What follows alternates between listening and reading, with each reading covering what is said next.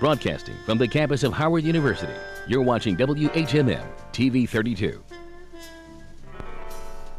Thanks very much. I couldn't have finished my history course without it. Thank you. Appreciate it. Now, what is your name? One cannot be certain what impact his work would have on the present or the future. I write with the hope that it will set the record straight and it will be there for all to see. Whether they will respond to it in the way that I would like to see them respond is another matter. I have some optimism that if one works hard, writes hard, seeks to reach as many people as possible, that some will be touched and influenced by what I have to say. But I think it would be folly for me to think that I can change the world with my words, although I try to.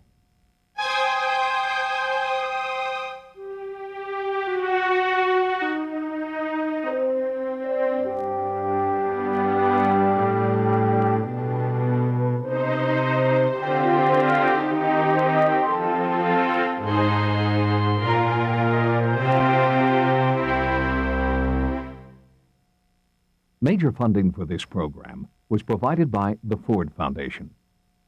Additional funding was provided by the Z. Smith Reynolds Foundation, the Oklahoma Foundation for the Humanities, Glaxo Wellcome Incorporated, and by the Kerr Foundation, the Illinois Humanities Council, Carolina Power and Light, Nations Bank, the Kirkpatrick Foundation, and the Mary Duke Biddle Foundation.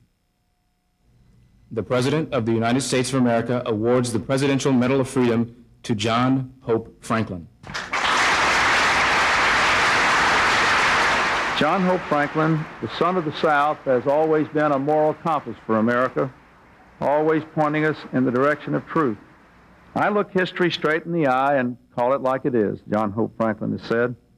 This has meant telling the untold stories of Northern racism and of slaves successfully striking for better conditions under the sinful confines of slavery.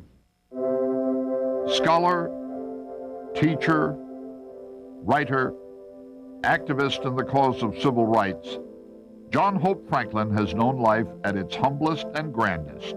At small black colleges and great universities, he has inspired thousands of students to seek the truth wherever it leads. Showered with honorary doctorates from leading universities, 105 of them at last count. He's been president of the nation's 3 major professional historical associations. In his 80s, he still conducts his research, tends his beloved orchids, and pursues his lifelong love affair with the rainbow trout. Out of his exploration of the painful past came a strong resolve. John Hope Franklin would not be a black historian. He would be an American historian who happened to be black. He would spend his life examining the myths about race relations that passed as history and would subject them to the demanding, unsentimental standards of scholarship. 3 million copies of Franklin's best-known work, From Slavery to Freedom, A History of African Americans, have been sold since the book appeared in 1947. It displayed American history in a new light, as a story in which both black and white Americans played major and interdependent roles. It examined those roles before, during, and after slavery. Reunions and that sort of thing. This was a gigantic task, made more so by the fact that I'd never had a course in African American history. But I undertook to master the materials from the medieval empires of Africa right down to the present time. Going through 1,000 years of human history and watching some of the great tragedies of it had a profound effect upon me personally as I sought to be fair and objective and careful and clear in my delineation of this period in history. I did not want my work to be marred by sentimentality, a mushy, weak, tearful description that would take away from it even as one became less objective. I don't think I would want to go through that again. I say to myself, well, you know, I've been that way, I've been there, and I don't care to revisit it, not in any formal sense. And thus I rise above the sentimentality by continuing to look at this problem in a way that makes it possible for me to put some distance between it and me. John Hope Franklin's grandfather was a slave who ran away to join the Union Army during the Civil War. As a freedman who was part Chickasaw, he was given 160 acres in the Indian Territory of what was to become Oklahoma. This is Rentiesville, the place in Oklahoma where I was born in 1915. The town was founded in 1905 as an all-black town. It was a town that for a while really flourished. We had an AME church, a Christian Methodist Episcopal church, a Baptist church. And the house where I lived for a number of years is over here. It was a doctor and a lawyer, my father, who served also as notary public and justice of the peace and almost anything else that was required of a person of some training. This was only the second visit since 1925 of John Hope Franklin to the small town where he grew up.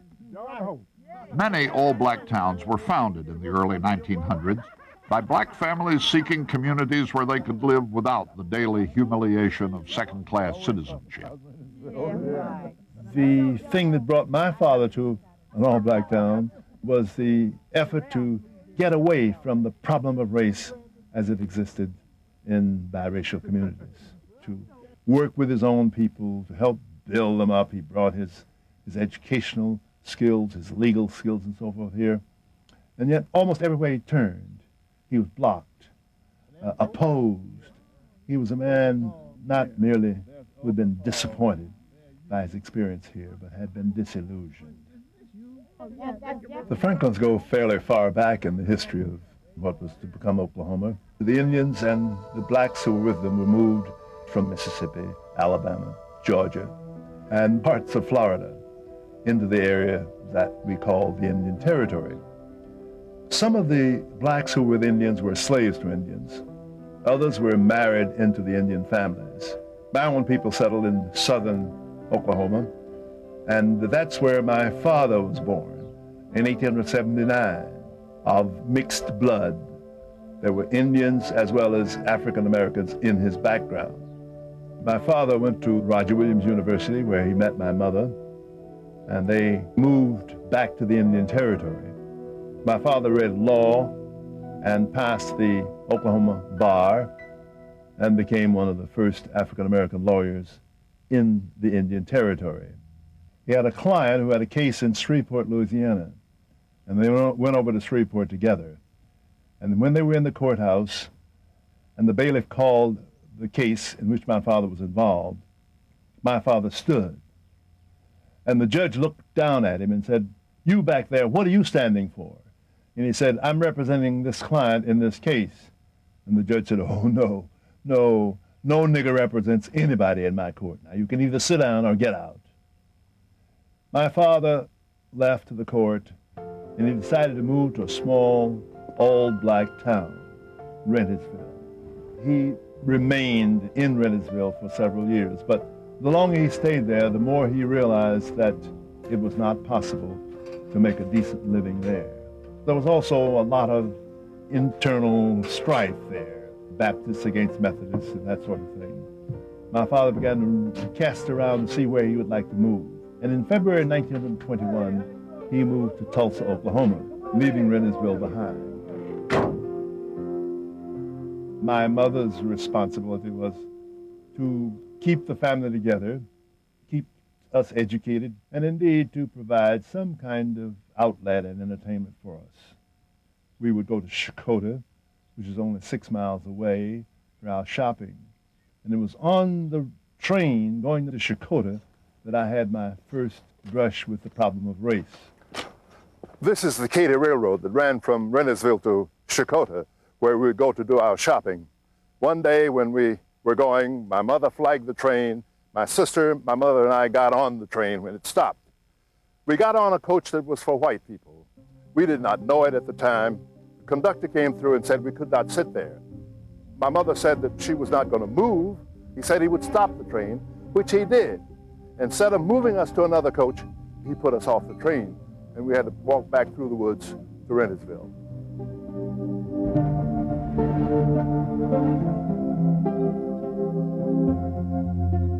John Hope Franklin never forgot that incident. It taught him that living apart offered neither protection nor privilege. The more you study these small communities like Rentiesville, even if they are homogeneous, the more you become convinced that they are not the answer to the problems of race, ethnicity, or any other division. I would not countenance, would not be interested in the kind of experimentation that would suggest that an all-black community, or even an all-black school, or even an all-black male school would be good for self-esteem or for preparation to live in a larger community. Tulsa, Oklahoma was the largest community within range of tiny Rentiesville. Life there was utterly different from anything John Hope had known. Tulsa had a fascination for us in Rentiesville very early. And each time my father would come back, it seemed that his eyes were brighter and brighter as he told us about Tulsa.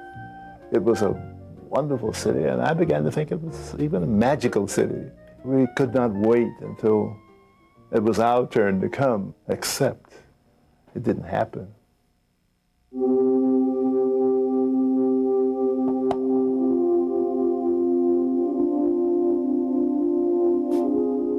In 1921, in a crowded Tulsa elevator, a black man, known only as Roland, stepped on a white woman's toe, and they argued.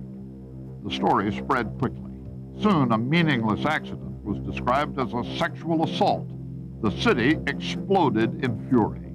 Posses rode and torches flamed. And Tulsa was not the only flashpoint in a time when the nation was rife with ethnic antagonism.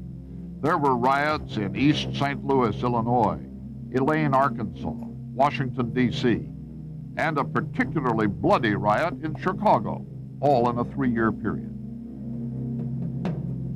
It was an awful, awful experience, and it went on for several days. The fights, the bombing of the community, the setting of the torch to the entire black section of town. And within a matter of days, it was in ruins, complete ruins.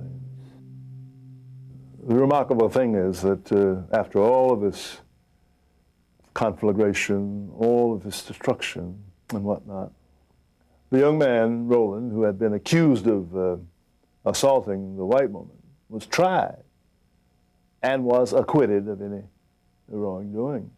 And thus it became dramatically and tragically clear that all of this was for nothing, that the whole town had burned down for no good reason.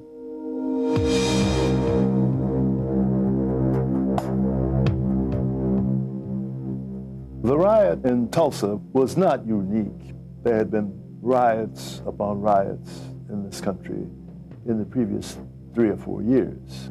So much so that James Weldon Johnson called the summer of 1919 the Red Summer, because so much blood seemed to have flowed in that year as a result of the riots. My father's office was burned to the ground. All of his books and papers were destroyed. The house that he lived in, that we hoped to move to, that was burned to the ground. Everything was gone. And it would take literally years to rebuild. And there were 4 more years in Rentiesville. After my father's office was destroyed, he and his partners opened their offices in a tent Greenwood, the focus of black life in Tulsa, rebuilt upon its own ashes. By 1925, it had become a thriving business community, filled with so many entrepreneurs that it was called the Black Wall Street of America. John Hope was encouraged by his parents to take advantage of Tulsa's educational and cultural opportunities. But when he and his sister decided to attend the Chicago Civic Opera's performance in Tulsa, he made a choice he regrets to this day. My mother and my father, being very liberal in their training and upbringing of their children up to a point, said that if we wanted to subject ourselves to the segregation at Convention Hall, they could not do that. My mother and my father never voluntarily segregated themselves. They had to be segregated by law, riding, trains, and that sort of thing. But they didn't have to go to the opera, and so they didn't go. But if we wanted to do that, they said, well, go ahead. And you know, even sometimes today, I reproach myself for loving the opera as I do, because I learned it under circumstances which were beneath my mother and my father. And it should have been beneath me, even if I'd never learned La Traviata, La Bohème, or Aida, or anything else. I shouldn't have gone to Convention Hall. This is Greenwood Street, known in my time when I was a youngster growing up as Deep Greenwood.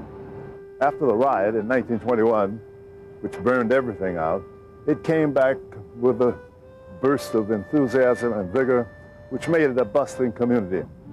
There were shoe stores, there was a grocery store, furniture store, drugstore, professional offices of various kinds. My father's office was in this area. But as happened in so many other communities in the United States, the freeway came and simply destroyed the area that we called Deep Greenwood. It ceased to be the flourishing community that it had been, and indeed, many of the businesses closed, others moved away, and it became almost a silent city. It was unable to recover from the devastation of the freeway and urban renewal the way it had overcome the riots in the early part of the 20s.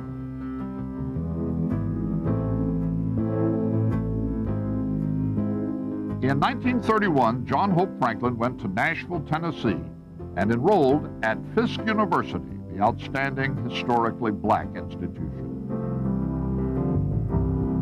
I had been valedictorian of the senior class at Little Booker T. Washington High School.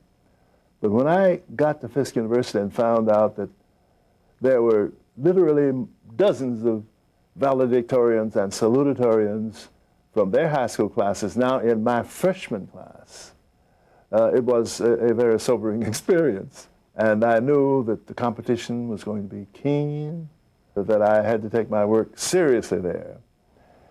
It was in my very first weeks at Fisk that I met Aurelia Whittington. My sister introduced us, and then Aurelia said, "You're going shopping, would you bring me back something?" And she indicated what she would like to have, some chocolate-covered peanuts. And I gallantly said that I would. And I did that very important piece of shopping, delivered her package to her, and asked if I could see her again. And that was the beginning of a 60-odd-year romance.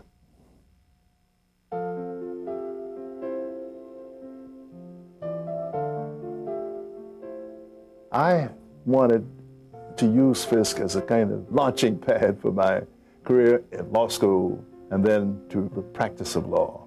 The one thing that dominated my ambitions at this point was to return to Tulsa and to become a partner with my father. In contemporary civilization, there was a young white professor who came into that course to give some lectures. And the more I heard him, the more fascinated I became with the study of history. And I believe that it was perhaps before the end of that year without confronting the problem head on, that I had made the decision, unconscious decision, to desert law for history. When I graduated from college, magna cum laude, and was not able to go to graduate school despite the fact that I had been admitted to Harvard Graduate School in history, it was Theodore Currier, this white professor, who said, money can't keep you out of Harvard, and if you need money, we'll get it. And so he went down and borrowed $500 and placed it in my hand in September 1935, and I went to Harvard University with that subvention and was able to make it there with some work and some hard academic effort and with his support.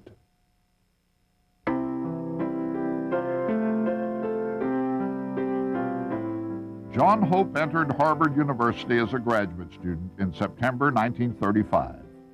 Almost immediately, he encountered a form of prejudice outside his experience. His world was widening in a way he hadn't expected. At Harvard, there was a new virus with which I was not familiar, and that was anti-Semitism, which I had discovered my first year in Cambridge, and which alerted me in a way that I observed it in subsequent years. And I had had about enough of that. The racism I did not find particularly reprehensible, perhaps because I had learned to live with racism anyway.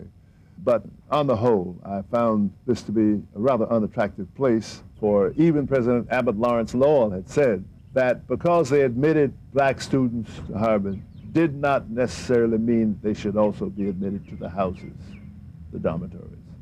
I didn't live in the houses, didn't live in the dormitories, had had enough of dormitory life at Fisk, did not want any more dormitory life ever, you see, and was not interested in the social life of the institution, because I was a graduate student intent on completing my work and getting out of there. While completing his doctoral thesis, John Hope accepted a teaching position at St. Augustine's College, a black school in Raleigh, North Carolina, which was founded in 1867 as a school for freed slaves. There, he learned what the words Negro College really meant. The view that prevailed still in 1939 of the feel and function of the Negro College was that it prepared young African Americans for service, not necessarily in the most menial sense, but surely in the sense of service and not leadership. Today, despite civil rights gains, many African American students still choose to attend historically black institutions. Many black students realize that they really are not welcome at historically white institutions. And you don't go to college to fight a battle. You go to learn, and you go to have a good time. His doctoral thesis was inspired by a paper he had written at Fisk University on the free Negro in the antebellum South. Obviously, that was nothing but a sort of exercise, but it did open up a new area. I didn't know anything about free persons of color. I didn't know the extent to which there were free blacks. I didn't know, for example, there were nearly 500,000 before the Civil War. I didn't know that 250,000 of those were in the slave states, you see. And I wanted to know the relationship between slavery on the one hand and freedom on the other, so far as blacks were concerned, in Southern communities. The Free Negro in North Carolina became John Hope Franklin's thesis and his first book. But in doing his research for it at the State Archives in Raleigh, he found he had created a problem for Dr. Christopher Crittenden, the archivist. I told him that I was here to do research on the Free Negro in North Carolina, and I wished to do it in the archives. And he very courteously said that when we built the archives, we had no notion that any black person would ever want to do research here, and therefore we don't have any facilities. He said, but I'll do my best to get you a place, because after all, you have a right to do research here. Assuming that the white pages would not serve him, Dr. Crittenden gave him a key to the stack room and a small separate room in which to work. However, this arrangement didn't last very long. It led to an ironic claim of reverse discrimination. Crittenden came to me one day and said that he would have to relieve me of my key.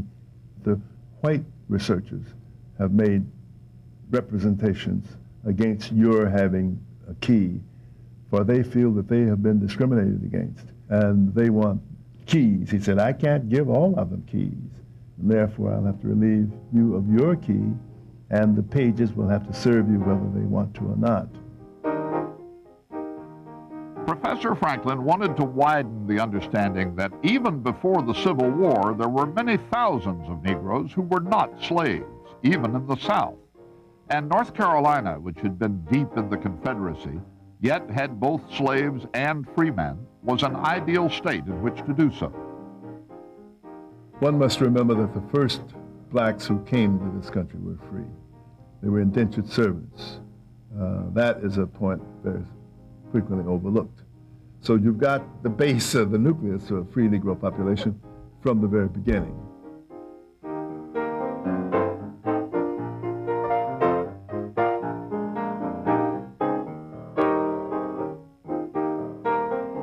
John Hope Franklin's work stripped away generations of historical assumption and popular falsehood regarding blacks and slavery.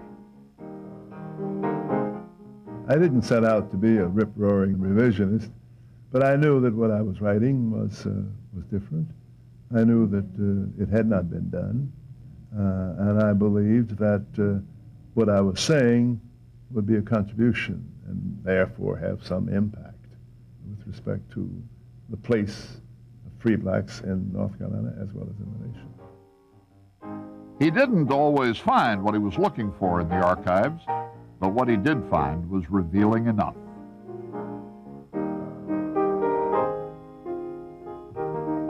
Listen to this petition sent to the General Assembly by the citizens of Onslow County in North Carolina in 1858.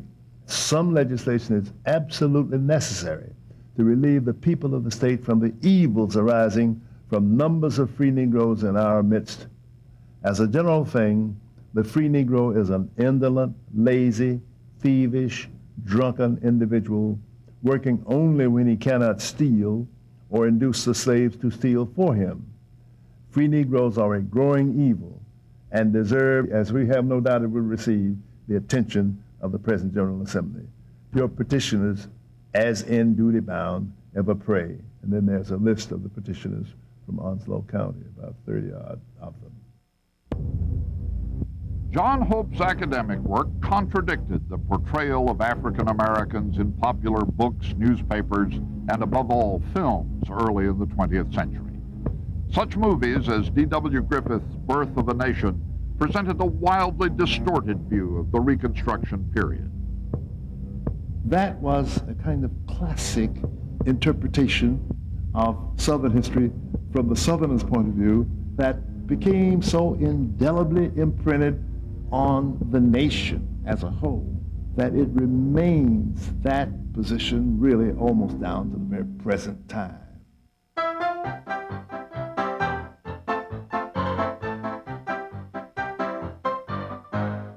The interpretation of Southern history in the 1930s and 40s harked back to the Reconstruction period when Southerners had the responsibility and seized the opportunity to write their own version of the history of the United States. I rejected that point of view out of hand, and I argued for a revision of that history from the very beginning. It was argued that blacks controlled the legislatures and the election machinery in every state in the South, when as a matter of fact, they controlled no state in the South at all. They were in the majority of the legislature, and for a short period of time, only in South Carolina and Mississippi. Another argument was that Reconstruction was corrupt, and it was corrupt because of the presence of blacks in Reconstruction governments. As a matter of fact, if anyone is interested in examining the record, they will find that corruption was bipartisan, it was interracial, and it was intersectional. There certainly was as much corruption, indeed more corruption, in northern communities, such as in Tammany Hall in New York, as there was in any southern state. And there was surely as much corruption on the part of whites as there was on the part of blacks. After leaving St. Augustine's, John Hope Franklin taught at the North Carolina College for Negroes in Durham, now North Carolina Central University. His academic reputation was growing. In 1947, he moved on to Howard University in Washington, where he spent 9 fruitful years teaching, writing, and helping reshape the nation's racial laws. Howard was considered the leading black university in the United States, home to many distinguished scholars. It was still rare in those days for a black professor to find a position in a predominantly white university, even in the North. When I arrived at Howard University, I was astounded at the number of very distinguished scholars assembled here. I should not have been surprised in view of the fact that this was the institution of last resort, as it were, the only place that they could go. Almost any area you looked into, you would find distinguished scholars, productive scholars, scholars that would be an asset on any university campus in the United States or abroad.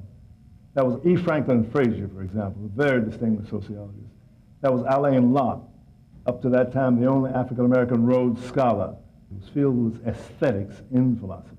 There was Rayford Logan, very distinguished historian who graduated Williams College and had come here from Atlanta University. There was Charles Drew, the great hematologist and surgeon who had done so much to develop the blood plasma during World War II. The only problem about that was it was not altogether healthy for them to realize that they had reached the end of the line, that there was nowhere to go. They could rewrite the Encyclopedia Britannica. They could write Gibbon's Rise and Fall of the Roman Empire, but it wouldn't mean a thing. No university would take cognizance of that and would therefore invite them to be scholars there. In 1949, the noted historian C. Vann Woodward asked Professor Franklin to read a paper before the Southern Historical Association, the first time an African American had been invited to do so. Although I didn't feel any particular urge to read a paper before the Southern Historical Association, I felt one had to become the instrument by which areas were opened, by which opportunities were provided even for those who came after. There would be young black scholars who might not have had the connection and the opportunity which I had, and if we could make this a common everyday occurrence, if blacks could, after this, be invited to read papers without all of the apprehension that accompanied my reading of paper, that was all to the good. Then someday blacks might be on the program committee. Blacks might be officers of the association. And 20 years after that date, I became president of the Southern Historical Association. How do you consider that African American history should be told now? When John Hope returns to Howard University on occasional visits, he still finds time to meet with students. He enjoys helping students prepare for the future by deepening their understanding of the past. This enterprise that we have here, we call the United States, is a joint enterprise. We wouldn't be where we are if we hadn't worked jointly together. We can show that with historical evidence, no question about it. The past is perhaps not as great as we regard it if it can't suggest to us how we ought to conduct ourselves in the present and in the future. That's terribly important. And the historian's role there is unique, for he has command of so much that has happened, and if he uses it properly, he can have a lot to say about what ought to happen. In the 1950s and 60s, the Supreme Court handed down a series of celebrated decisions on racial equality, equal opportunity, and civil rights in the United States. John Hope Franklin was one of several noted scholars who helped to shape the arguments that brought about those judgments. The most famous of the cases became forever known as Brown versus the Board of Education. It ended segregation in the public schools. Thurgood Marshall, who later became the first black justice of the Supreme Court, asked Professor Franklin to join his team at the NAACP Legal Defense Fund, which was preparing its brief for participation in this crucial case. Thurgood Marshall was one of the hardest working people I have ever known in my life. He worked day in and day out on this case. He was completely dedicated, completely committed, and he felt that everyone else should work just as he worked. I would arrive at the offices of the NAACP Legal Defense and Educational Fund, say late Thursday afternoon, and Thurgood Marshall would be sitting there working. He would work into the night, and frequently around midnight he would say, well, we'll have a 15-minute break, and then we will start again. He would not allow anyone even to speculate on what the court might decide. He said that wasn't for the team that he had assembled to even think about. What he wanted us to do was to run scared, get all the information we could, help him get it organized so that he could make the arguments before the court. And so it was a long, drawn-out, difficult process, made easier by the commitment and dedication and example Marshall gave to all of us. While continuing to teach at Howard, Professor Franklin spent hundreds of hours at the Library of Congress searching for material to support Thurgood Marshall's argument that in ratifying the 14th Amendment, which restrained states from abridging the rights of former slaves, Congress clearly intended as early as 1868 to end segregation in public schools. Although the scholarly argument did not by itself sway the justices, it became part of the brief that resulted in one of the most important decisions ever handed down by the Supreme Court. We presented these and other arguments, but as I reflect on the decision itself, and as I learn more and more about the politics of the court and how it came to its own decision, I am of the opinion that the decision was not affected greatly or deeply by the arguments that the scholars presented. I think that the justices came to the conclusion that the time had come for them to outlaw segregation in the public schools.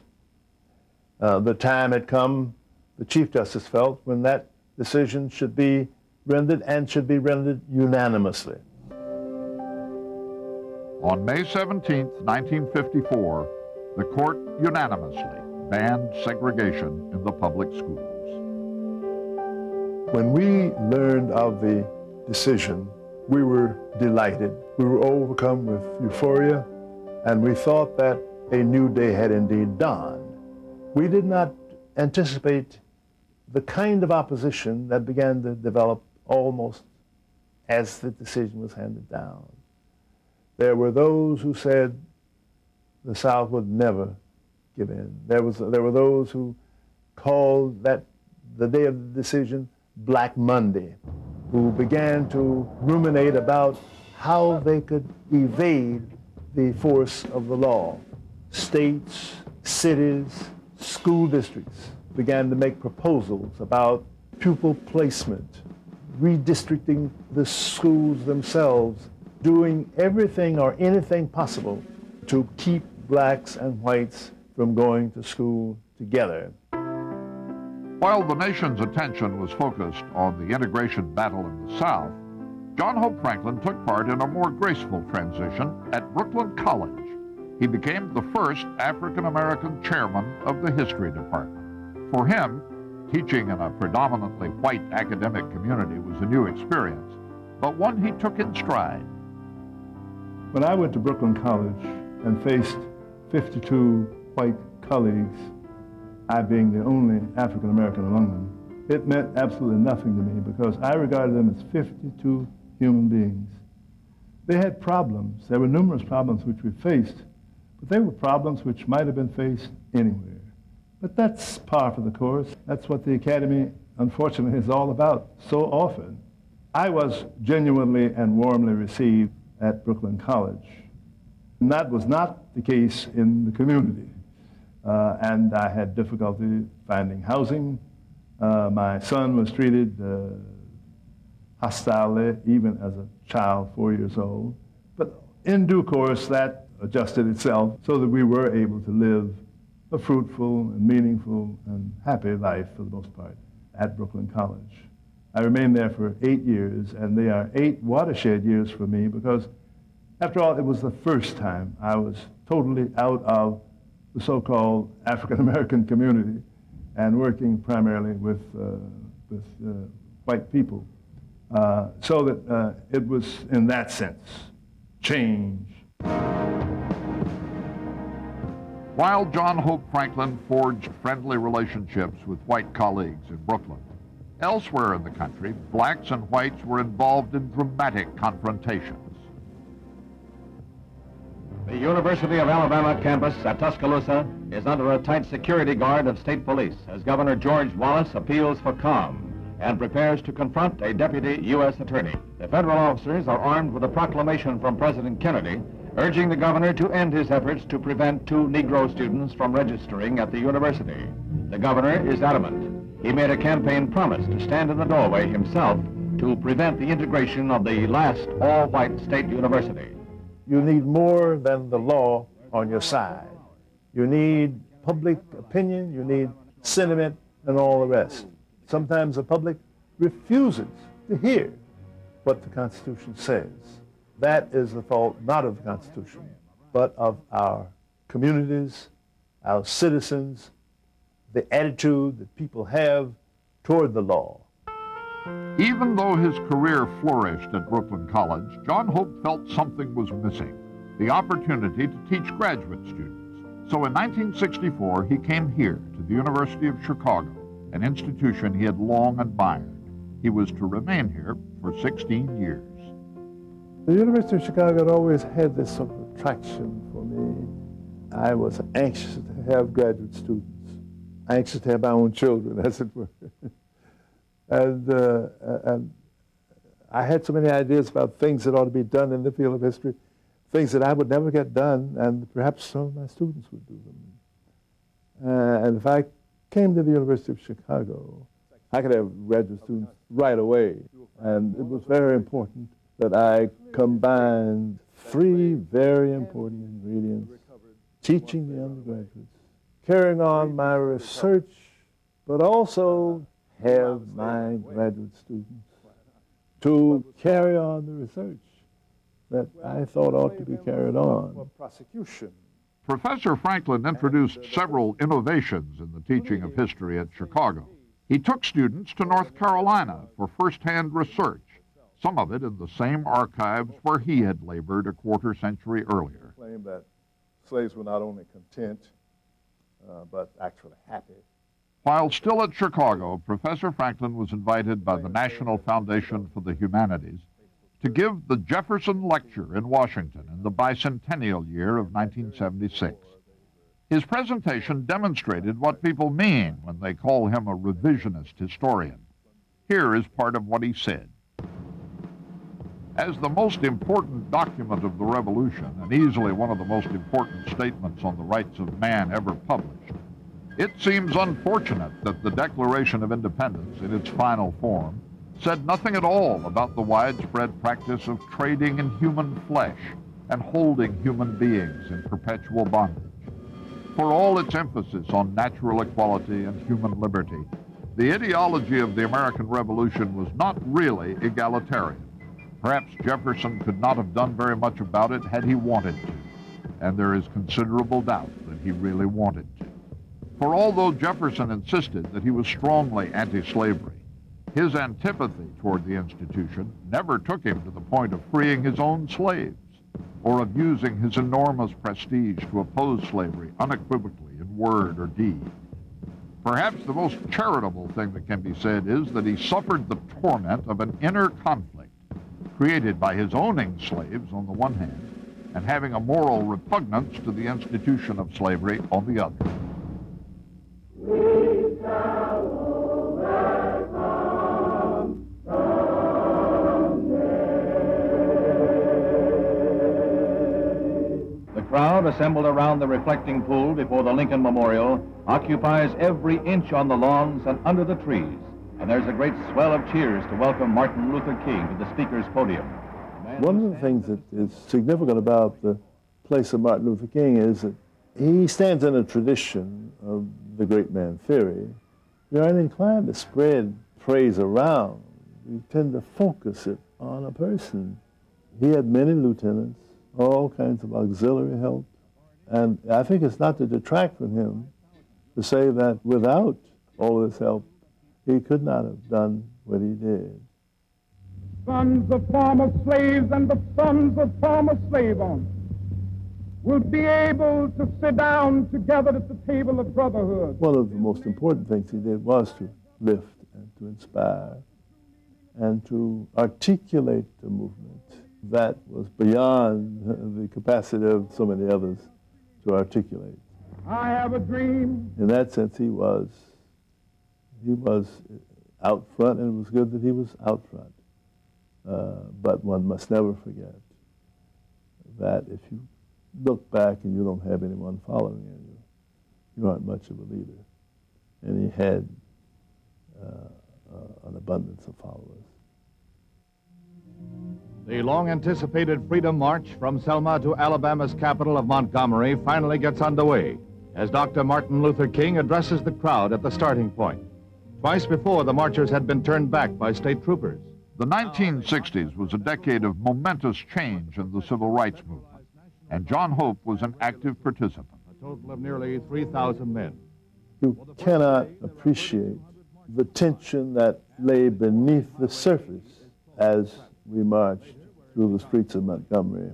Perhaps I should say the fear that lay beneath the surface, because it was just pure, unadulterated fear. We walked through those narrow streets, the whites looking out the windows at us. We did not know what they might do or when they might do it. And yet we had to present a semblance of determination and courage and fearlessness and all the rest of it. And I suppose we got some courage from each other, some support from each other, when it was announced that there were something approaching 100 historians at the march. The officials of the march said, "Make way for the historians. They will write about this great event," and we were pushed way up front. This is a demonstration in Montgomery, Alabama, led by Dr. Martin Luther King. I felt it then, as I felt it years later, that not a sufficient amount of attention was being given to the young people, many of whom had just come out of the wilderness, as it were, registering people to vote, risking their lives hourly. And there they were, privates in the Army, having no real part in this big glorification. And efforts were being made on that day to create a cult of personality around King. I remember that Ralph Abernathy led a kind of cheering squad of who is our leader? And the audience was supposed to answer Martin Luther King. How great is our leader? And I was sort of saddened by that. 5 hours after the House passes the measure, the Civil Rights Act of 1964 is signed at the White House by President Johnson. The landmark civil rights legislation of the 1960s promised greater access to the workplace for all Americans. What came to be called affirmative action had its roots in those historic statutes. This Civil Rights Act is a challenge to all of us to go to work in our communities and our states, in our homes and in our hearts, to eliminate the last vestiges of injustice, When the Civil Rights Act of 1964 was passed, no one debated the fact that there had been widespread and continuous discrimination on the basis of race and gender that extended back for generations and generations.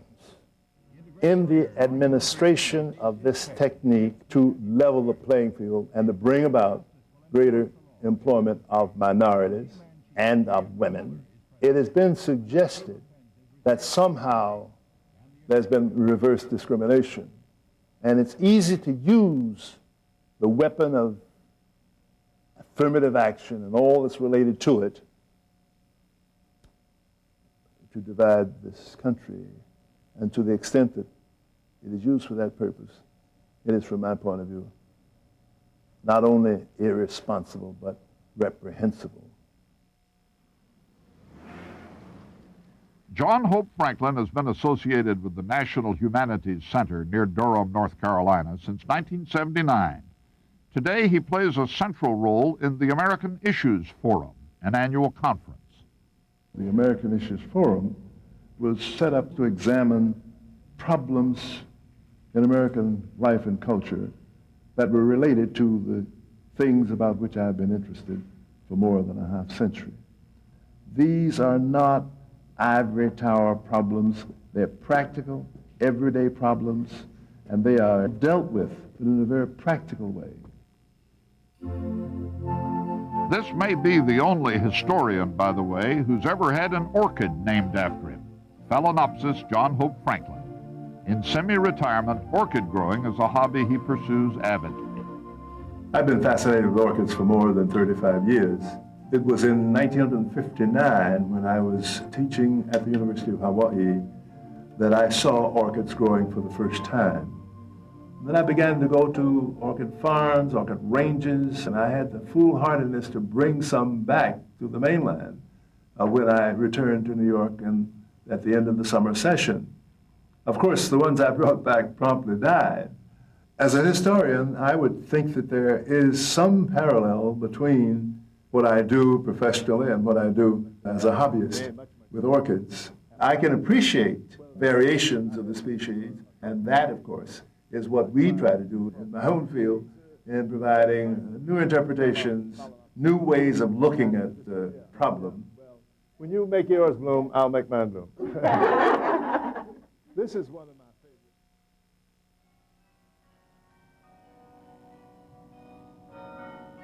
Today, John Hope Franklin carries on his work at Duke University, to which he came in 1982, after 2 years at the nearby National Humanities Center. He no longer teaches, but his writing and research still add valuable insight to the history of all Americans. When I hear people refer to me as an African-American historian, they should know that when I write in the field of African-American history, I'm writing about white people as well as black people, because blacks didn't function in a vacuum. They functioned in a larger community with whites. What I've sought to add when writing about whites, I've sought to add a humanity about blacks that very frequently white writers in previous years have failed to recognize.